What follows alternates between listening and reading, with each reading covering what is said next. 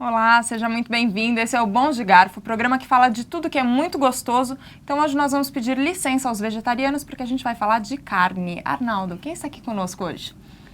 Olha, a gente recebe aqui o dono de Ele não inventou o tema açougue boutique, mas ele é dono de um açougue boutique. Se você passar em frente, vai ficar impressionado.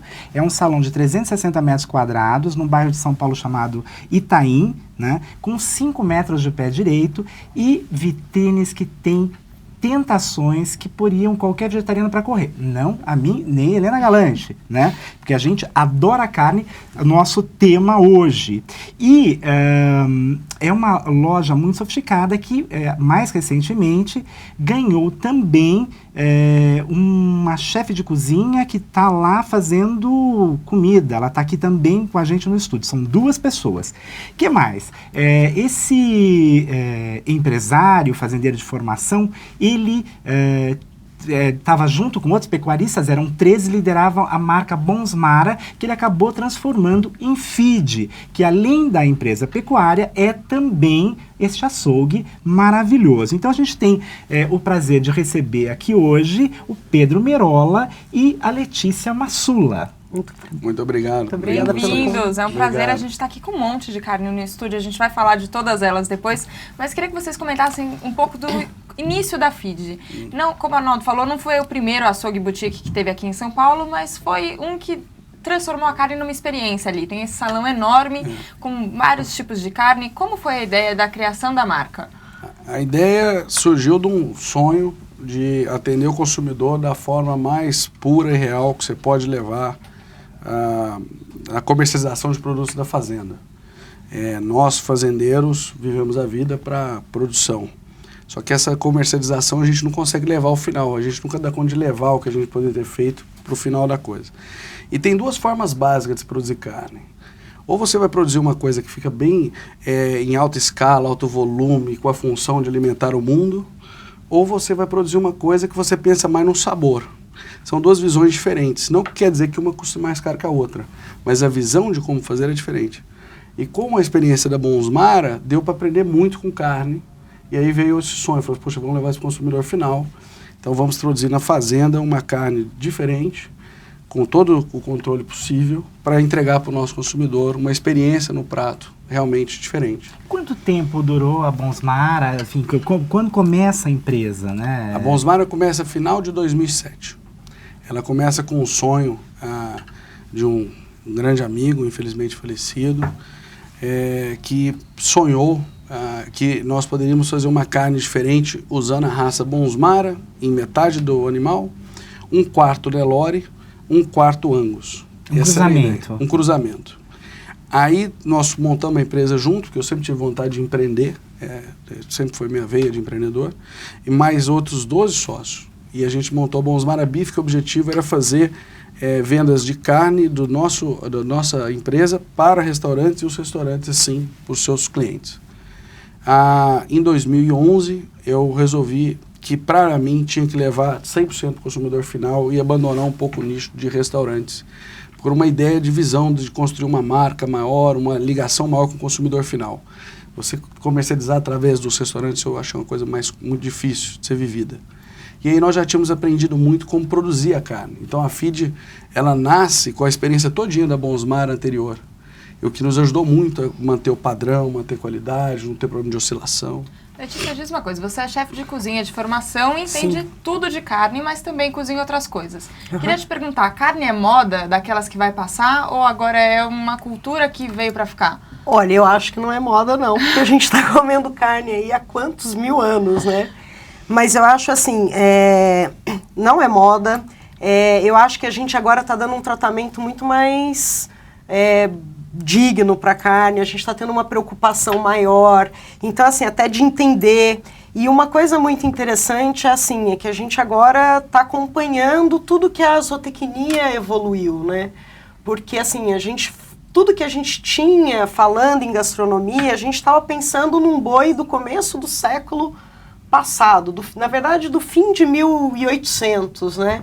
E aí assim, os produtores avançaram muito, então o produto que a gente tem hoje é outro. Então eu acho assim que é um pouco de uma nova descoberta de aonde a carne pode ir, isso falando do ponto de vista da cozinha mesmo, né? Como ela pode chegar no seu prato. Eu acho que agora a gente está vivendo um momento muito interessante de juntar justamente quem está na cozinha com quem está produzindo. E isso, para mim, é o que me emociona na FIDE, né? Por isso que eu fiquei tão feliz de fazer parte desse projeto, porque é juntar duas pontas que eu acho que precisavam se conversar, né? Quando muito a gente tinha um açougueiro ali, que também é um cara que entende muito de carne, né? Mas faltava essa junção. E aí eu acho que agora a gente está vivendo muito esse momento com o boom da gastronomia, não só no Brasil, mas no mundo. Então, pensando todos os ingredientes de uma maneira mais aprofundada. Um termo como carne de segunda, por exemplo, tem a ver com esse modo antigo de produzir gado, que aí tinha coisa que não dava para aproveitar mesmo? De fato, né? Se a gente for pensar naquele boi que ficava lá, ficava no pasto, ninguém estava muito preocupado com a alimentação dele. Muitas vezes, tanto que tem umas coisas interessantes que a gente pega da história da carne. Por exemplo, falar prime, né? Quando, tal carne, o prime rib. Na verdade, isso foi criado pelos produtores de gado estadunidense, porque eles começaram a produzir melhor o boi. E aí o boi começou a engordar mais. E aí eles colocaram o nome de prime em tudo quanto é corte que tinha bastante gordura, que era para valorizar o boi, porque eles estavam pela primeira vez valorizando a produção, porque até ali o animal ficava, era um animal velho, e depois abatia e a gente comia também, né? Essa agora, não tem uma revolução que a gente está pulando um pouco? A gente até conversou um pouquinho antes da entrevista, que a partir da década de 70, você tem estudos, 60, no fim dos anos 60, estudos sérios sobre a maturação da carne, porque a carne guardada nas suas próprias fibras, ela acaba, enfim, por um plástico, um cryovac, como a gente está vendo aqui, ela já permite uma maciez, o descansar da carne. Como foi essa mudança, né? São dois assuntos. Para você produzir o boi lá na fazenda, você tem toda a qualidade. Só que essa qualidade você vai pôr, a melhor qualidade possível, ela vai existir na sua fazenda no momento antes do abate. Quando ele estava lá no pasto ou no confinamento, quieto. Aquele é o melhor momento. De lá para frente, o homem nunca mais vai melhorar a carne. Ele só piora menos a carne. Então, o processo de maturação, ele nada mais é do que você abateu o animal, ele tem um estresse da morte ali, que não é o estresse do animal, porque o animal não vê nada, mas é o estresse do músculo, porque morreu. Só que a carne está viva. E nesse momento o pH ele cai muito. Para você devolver, a carne continua viva, para você devolver esse pH lá para cima, você precisa esperar a carne se acomodar. Nesse período de acomodação, gasta-se de 14 a 21, 22 dias. Na nossa experiência da FIDE, 14, 15, 16 dias, você tem uma curva muito boa. Então, mas primeiro falar uma coisa. Mas já tinha sido descoberto nos anos 70. Então, mas independente disso, o que eu digo é o seguinte, com o processo de maturação, ainda que a gente não tivesse, hoje é inacreditável, você vai falar isso melhor, com certeza, sobre a alimentação do gado, sobre os cuidados que o gado precisa ter e tudo, mas o processo de maturação, já para o boi ruim, já foi uma melhora. Muita melhora. É isso que eu digo, já teve ali Sim. Na verdade, uma tecnologia muito simples que... Sim, uma tecnologia muito simples. E ela foi desenvolvida nos anos 70, começou a falar, picanha maturada, o que é? Ela esperou o processo de maturação. Isso nos anos 70, 80 já tinha. Na verdade, se a gente for olhar tudo, são várias pequenas novidades que foram chegando. Por exemplo, o Flat Iron é um corte de 2000. 2000, se a gente for falar em carne, não é nada. Foram 2 universidades americanas em 2000 que chegaram num corte, em tese, menosprezado, em tese, segunda. Mas explica o que é Flat Iron, então. Flat Iron, então, é esse corte aqui que ele é considerado as estrelinhas, é a grande estrelinha do mundo da carne. É um corte totalmente do dianteiro, do braço, né? E sai aqui debaixo do osso da paleta. E é um corte que fica muito protegido, então ele é muito macio e ele tem toda a irrigação do músculo dianteiro, do trabalho contínuo do animal. Então ele tem a profundidade de sabor do dianteiro. Só que ele tem uma lâmina, isso aqui é a peça dele inteira, de onde ele vem, que é a raquete. Um pouquinho para que a gente possa mostrar pro... A raquete, que é a peça de onde ele vem, né? Só que essa peça, ela tem uma lâmina de tecido conjuntivo uma fibra que perpassa ela de fora a fora. E aí, quando você fazia essa peça inteira ou em postas, ficava essa lâmina de tecido conjuntivo no meio, que desagradava alguns consumidores, né? E aí, quando faz o corte flat iron, eu trouxe um aqui já quase num livro para poder mostrar como que ele funciona, porque é um corte assim que demanda uma certa habilidade do açougueiro, né? Por isso que também nunca foi um corte tão comum. Então, olha aqui, exatamente aquele corte inteiro, a gente vai separando em lâmina, olha. Tira um bife de cima, tá? Opa, aqui, opa, deixa eu separar aqui com a mão. Ó, tira um bife de cima, separa a lâmina de tecido conjuntivo que eu disse e um bife embaixo. Esses dois bifes têm o mesmo teor de maciez do filé mignon, mesmo. Só que eles têm aquela profundidade de sabor, aquele sabor bem mais forte, bem mais intenso que o filé mignon não tem, que o filé mignon já é uma carne um pouco mais delicada de sabor. Mas o que eu gosto muito de dizer é que tudo é uma questão de gosto pessoal. Então tem pessoas que gostam do sabor mais delicado do filé mignon. Tem pessoas que são, no consumidor, tem consumidor que é maluco por maciez. Maciez é o que mais importa na carne. Tem outros que nem tanto. Então, por exemplo, o assado de tiro uruguaio é muito mais duro, mas sensacional. Isso é interessante, porque a primeira característica de qualidade que o consumidor brasileiro ele vê na carne, primeiro 99% fala a mesma coisa, nossa, ela é macia. Por quê? Porque nós temos um passado de carnes duras por causa da idade do animal, etc, etc. É trauma isso, então? É um trauma. Entendi. E com razão tem trauma de carne dura. Tem trauma de carne dura. Se você for para os Estados Unidos, nenhuma carne vai ser dura. Lá eles não têm esse problema. Então nós temos a primeira coisa que vem é essa maciez. Mas depois que você venceu isso, que por exemplo na feed não tem carne dura, e em outros lugares também não. São carnes bem feitas. Tá. Aí depois você vai falar, qual que é a profundidade de sabor que você tem? O que você está entregando no final? Aí você começa a brincar com o que a gente fala dentro da feed, que é um pouco de... O boi vai ser nesse próximo século, o que o vinho foi há vários séculos atrás. O homem foi descobrindo vinhos, até que ele foi dividindo as uvas e fazendo garrafas maravilhosas. E hoje nós temos o hábito de curtir uma garrafa de vinho bem feita. Você falou do vinho, eu queria mostrar aqui que tem vários anchos. Queria que você me contasse a diferença e também o que é esse númerozinho que tem escrito aqui do lado. É a safra do boi, é isso? É a safra do boi. Esse aqui é um abate, é o 232, se eu não me engano. Isso mesmo, 232. Eles foram produzidos com 25 meses de idade, alimentaram a mesma coisa durante a vida inteira, tiveram os mesmos cuidados. Eles foram abatidos há menos de um mês atrás. E olha que interessante. Ele tem profundidade, ele tem sabor, os dois são ótimos, macio, espetacular. Mas esse aqui, ele tem um pouco mais de suculência do que esse aqui. Por quê? Porque aqui vem a biologia na história. Cada animal... Só explica uma coisa, o que se chama de profundidade, para que o internauta que nos acompanha, enfim, ele possa entender. Vamos fazer uma brincadeira que fica fácil para o internauta pegar. Você pega um hambúrguer normal, barato, simples, que te alimenta muito bem, qualidade é ótima, perfeito. Ele precisa de muito molho para você dar um sabor nele, para você realçar aquele seu hambúrguer. Se você pegar um outro hambúrguer feito por um bom açougueiro, com uma carne de qualidade picado na ponta da faca, ele praticamente não precisa de quase molho nenhum para te dar um grande sabor.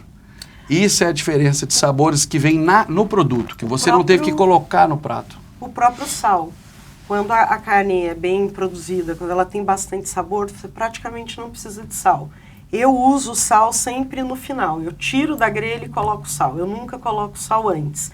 Eu até faço na aula, eu faço 3 tempos de salga, para os alunos decidirem qual que eles preferem.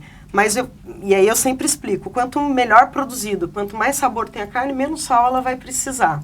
A carne que tem mais profundidade de sabor, em geral, ela é mais irrigada, ela tem mais sangue, e isso vai fazer com que aquele sabor fique mais pronunciado. Ele vai chegando até próximo, dependendo da quantidade de irrigação da carne, até próximo de um fígado, que é uma carne aí com muito sabor. Mas dali vai abaixando em gradação até chegar numa carne, por exemplo, uma carne de vitela, que é um músculo nem um pouco trabalhado. Então ela vai ser super delicada, ela vai ser quase insípida de sabor. Então quanto mais trabalhado, mas o problema de trabalhar, quanto mais trabalha também, mais endurece. Então aí tem que chegar no Pedro para equalizar o trabalho com a maciez. E aí fica um... Você tem uma outra coisa que é importante, chama idade. Se você começar a fazer animais muito rápido, que é bom economicamente, aquilo que eu falei que difere na fazenda, se eu quero fazer uma coisa rápida, econômica, mais viável, você vai para o lado de produção de alta escala. Quando você vai fazer sabor, você não pode querer fazer exatamente a mesma coisa, então você tem que mudar. Em vez de você ter animais de 480, 500 quilos com 16 meses de idade, você vai ter animais de 600 e poucos quilos com 24, 26 meses de idade. Você muda a configuração de como você produz o animal, você muda o objetivo dele, porque ele permite isso. E aí você consegue profundidade de sabor. Se você fizer ele jovem, não. Agora, a gente está mostrando aqui um monte de carne crua, que já tem uma cara gostosa para quem gosta de carne, mas aí a pessoa compra a carne e estraga em casa, porque ela não tem a menor ideia do que ela vai fazer. Ou salga demais, ou deixa torrado. Como é que é lá? Vocês têm uma escola também dentro do açougue. O que são as principais coisas que a gente tem que ensinar para alguém que está começando a fazer carne? A gente super pensou muito nisso, então tem receitas. E eu tenho cuidado também das receitas não ficarem tão complexas, porque eu sei que nem sempre é um cozinheiro, né, às vezes é amador. Muito treinado, muito treinado, então eu evito, mas assim, eu acho que as dicas principais, que eu brinco muito no churrasco, eu falo que o principal inimigo do churrasco, primeiro, pouco fogo, né? Então as pessoas não têm paciência de fazer um braseiro na potência que tem que ser, tem que começar com 1 hora de antecedência, 45 minutos, isso é primeiro. Depois eu falo que o maior inimigo é aquele teu amigo que fica atrás de você durante o churrasco, falando assim, não vai virar? Você não vai virar a carne? Então as pessoas viram muito a carne, e quando vira, a gente impede de acontecer a maior mágica que pode acontecer na carne, que é a reação de Maillard, a reação de escurecimento, que vai fazer todo o sabor incrível, né? Então assim... Eu falo, não mexe. Aí eu falo, fala pro teu amiguinho, dá uma caipirinha para ele, fala para ele dar um tempo no churrasco, porque esse é um inimigo muito grande também. E, às vezes, porque eu gosto bem de dizer que tem o gosto pessoal, mas às vezes quando as pessoas colocam muito tempero, né? Uma carne bem produzida, ela não precisa de quase nada, né? Ela vai pro fogo, fez a reação de Maillard. Ela se explica, né? Ela se explica, assim. E aí eu gosto de fazer isso na aula, e eu gosto de fazer muito experimento prático com eles. Porque não adianta eu dizer, olha, coloca o sal depois que vai ficar mais gostoso. Não, eu faço sal antes, sal no meio e sal depois. Eles experimentam. Então eu mostro, olha, se eu coloco tempero, veja o que acontece. Então eu procuro fazer uma aula muito mostrando para eles a diferença para cada um escolher. Porque eu digo assim... que até a carne bem passada não é erro. Se a pessoa gosta, ela vai sair feliz do teu churrasco, que coma bem passada. O melhor custo-benefício é o ponto, né? Vai ter suculência e crosta, mas, né? Agora, tem uma das carnes ali que eu vi que ela tá, que a Helena até pode mostrar de novo, que tá tão bonita, tão bonitas as peças, ela tá escrita com reserva. Né? Tem uma carne que está escrito reserva. Agora, isso da gente atribuir reserva, eu achei muito interessante que quando o vinho vai melhorando, você estava falando do vinho, ele tem uma escala e a gente acaba falando em reserva. Mas existem duas coisas. Aqui na carne é muito evidente, é diferente do vinho quando você compra a garrafa, ali você percebe o marmoreio, você percebe uma evolução da carne. Isso eu achei muito interessante, porque isso também vai significar preço depois, né? Ela vai custar, qualquer vinho reserva é mais caro que um vinho simples. Isso, no caso da feed é a mesma coisa. O que é a reserva do produtor? A reserva do produtor é o seguinte, nós criamos 100 indivíduos da melhor forma que a gente consegue criá-los. Aí chega no momento do abate, foram abatidos os animais. A biologia é a vida, e vão ter animais diferentes, como nós somos pessoas diferentes, vão ter animais diferentes. Alguns animais não vão atender ao padrão. Infelizmente, 3, 4 animais, 3%, 4%, 5% no máximo, não vão atender. Só que essa curva ela é do mesmo lado para o negativo quanto para o positivo. Tem 5% dos animais que vão fugir da curva muito acima. E nós não conseguimos repetir na massa inteira o que eles fizeram. Então eles são reserva, eles são identificados depois do abate que a carne produzida por eles, como a gente tem o controle todinho da história deles, que esse aqui ficaram diferentes. E a gente separa isso. E no caso da feed tem um custo maior, é 30% mais do que o custo normal da nossa carne, que é um preço, vamos dizer assim, pelo bônus desses animais terem sido diferentes. E uma pergunta que me deixou curioso, quando você mostrou esse corte do dianteiro, né? E aí a gente tem umas outras carnes aqui no meio que são do dianteiro. Do dianteiro também. Vocês estavam explicando. Sim. Tem uma coisa que me surpreende pelo seguinte, na realidade hoje se usam cortes que eram conhecidos como de segunda, ou cortes de panela, como a 100 que está aqui, ou mesmo esse dianteiro que tem outras variações, enfim, a gente não usava para grelha. Né? Hoje se aproveita o boi mais por inteiro quando ele tem essa integridade? E mesmo para dona de casa no dia a dia dela. Sim. A carne de segunda era uma carne que ela era considerada pior, ela mais barata, e ela não vai te entregar a mesma qualidade de sabor. Quando eu conheci, aí que a união perfeita, que eu acho, entre nós e a Letícia, quando a gente conheceu a Letícia, nós fizemos uma brincadeira com vários cortes diferentes, e ela foi brincar como ela quis. Então, por exemplo, a dona de casa de São Paulo está apaixonada e acostumada a fazer filé mignon como, por exemplo, o estrogonofe. Até moído. E por quê? Porque ela entende que o filé mignon vai ter mais qualidade, vai ter mais negócio. Só que quando você está trabalhando com esse tipo de animal, esquece. Filé de mignon é um bom prato para fazer com muito molho. Tá tirando isso, ele deixa a desejar contra todas as outras carnes. Por favor, Letícia. Eu acho que isso foi... a minha grande sorte, que eu falo assim, é que quantos cozinheiros tinham um açougue inteiro para brincar? Na hora que eu cheguei lá, eu falei, tudo bem, eu sei, eu aprendi, eu estudei que isso a gente faz cozido, isso a gente põe na grelha, né? E mas eu tenho esse açougue inteiro, eu vou testar tudo de novo. E aí foi quando eu comecei, eu ia pegando os cortes, conforme eu ia manipulando, conforme eu ia fazendo as receitas, eu ia chegando a novidades daquele corte. Então, por exemplo, o flat iron, eu manipulava e eu falava, é muito macia essa carne, mesmo quando estava a raquete inteira. Então, a primeira tentativa que eu fiz foi fazer ela assada inteira, aí tinha o tecido conjuntivo no meio, eu vi que desagradava algumas pessoas. Aí eu cheguei, pedi para abrir ela em borboleta, remover o tecido conjuntivo e fiz uma segunda receita, ela como um rocambole recheado. Eu fiz a crosta por fora e finalizei no forno. Ficou ótimo. Aí voltei, chamei o açougueiro de novo. Falei, agora nós vamos radicalizar um pouquinho mais. Tirei um em cima e um embaixo. Aí primeiro, e isso é o legal também da feed, primeiro eu testei com a equipe, aí eu levo para aula, quando tem uma novidade dessa. E na aula, eu tenho o melhor grupo de prova, porque são 20 homens churrasqueiros, em geral. Porque, assim, só homens? Cadê as mulheres churrasqueiras? Pois é, as mulheres precisam ir, a gente precisa dominar a barriga. Não, mas nós tínhamos aula também só para as mulheres de alta gastronomia. Também, não. Assim, é aberto para homens e mulheres, mas, né, e assim, são caras que amam carne. Aí eu levei, o dia que eu levei o flat iron, foi assim, eu levei o flat iron e levei esse aqui também, que é o que a gente chama de prime steak, é do miolo do acém. Aí eu só via os olhinhos dos churrasqueiros brilhando, terminou a aula, todos levaram o flat iron para casa, e aí assim, em 6 meses esse corte virou o corte mais vendido da feed. Então isso para mim é emocionante, assim, saber que você pegou... do dianteiro subjugado, teoricamente um corte de terceira, nem de segunda. Nem de segunda. É pesado. E um estrogonofe de colchão duro ser 1000 vezes melhor que o estrogonofe filé mignon.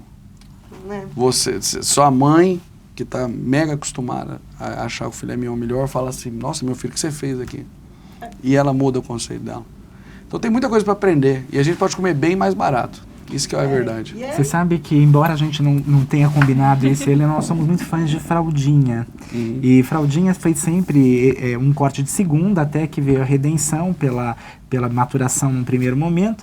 Mas o que eu acho interessante é um corte que você sente as fibras, porque você tem dente, você pode mastigar. Ele não tem que ser macio no ponto de ser um filé mignon, nada disso, né? Sim. E isso também é uma outra coisa que acho que está mudando na educação, no paladar, né, em relação à carne, né? Acabou a supremacia da picanha, então? Opa, olha, graças a Deus. Lá na feed é muito engraçado. Porque, Helena, assim, você quer cutucar, né? Não, mas era assim, Helena, na É meu aula, sonho, é meu lembro, sonho, Cacau. Eu acho que Meu na sonho. terceira ou quarta aula que eu dei, eu não uso a picanha na aula. Não uso, aí os caras, mas você não usou nenhuma picanha? Aí eu falo pra eles, gente, picanha vocês já sabem. Vocês vieram aqui pra aprender o que vocês não sabem. E é incrível, assim, continua, a picanha da FIDE é sensacional, continua sendo estrelinha da casa, mas assim... É que é um hábito que... É um hábito, e eu acho... Que nós criamos, né? O brasileiro criou, né? Criou. É da nação, né? É muito nosso, mas os caras ficam muito felizes de chegar no churrasco com uma coisa que ninguém sabe.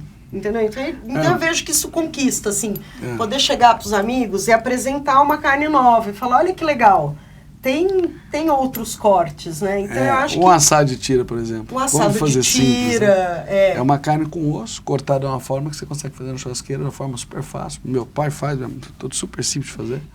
E dá um sabor muito maior, profundo, é da costela. Eu tenho certeza que quem assistiu Bons de Garfo hoje aprendeu a fazer um churrasco bem diferente, não só de picanha. Pois é, não, já pode ir. Pode brincar bastante, olha. E falando em picanha, essa aqui é a picanha do dianteiro que fala, assim, maneira de falar. Né? Coração da Muracha. Mas ela é um corte incrível, macio, com uma capa de gordura super interessante. E é o miolo da paleta, quer dizer, então tem tanta coisa ainda para descobrir no boi e é incrível. Assim, quando às vezes eu vou trabalhar com algum açougueiro mais simples, de açougue pequeno, eu sempre aprendo alguma coisa com ele. Porque eles estão sempre assim, eles precisam ser muito criativos, eles estão sempre em busca de um corte valorizado para poder passar para a clientela.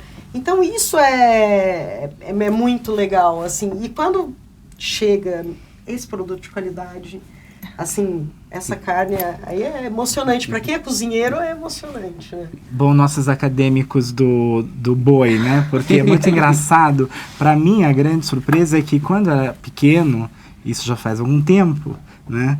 Não que eu seja muito alto, mas as pessoas falavam carne de vaca. Uhum. A gente tem uma evolução, a gente não falou em carne de vaca, nenhuma Helena nem sabe o que é isso. Então, isso é uma coisa impressionante, porque realmente tem uma evolução, né? Eu acho que talvez uma evolução preciosa aí acontecendo, né? As cervejas artesanais, né, que vocês já falaram tantas vezes, foi um movimento importante nos Estados Unidos nos anos 80, 90. Esse mesmo movimento hoje está acontecendo nos Estados Unidos e na Europa, em carnes. Discutir como é que você fez, como é que você produziu, como é que você cuidou. E isso que está mudando. E aí nós vamos aprender muito mais, e vamos conseguir comer cada vez melhor, né? Aprender mais. Acho que isso que é importante. Pedro, Letícia, queria agradecer a presença de vocês. Já estouramos o tempo, faz tempo, mas todo mundo que gosta de churrasco tem certeza que ficou com a gente aqui até o final. Muito obrigada pela presença. Obrigado a vocês. Obrigada, Arnaldo. Obrigada a você que nos acompanhou aqui no Bons de Garfo, hoje delicioso, falando das carnes do açougue FIDE. Para ter mais notícias sobre a loja e também sobre lançamentos de cortes, tudo sobre gastronomia, tá lá no site da Veja São Paulo e no blog do Lorenzato. A gente se vê semana que vem no próximo Bons de Garfo. Tchau, tchau.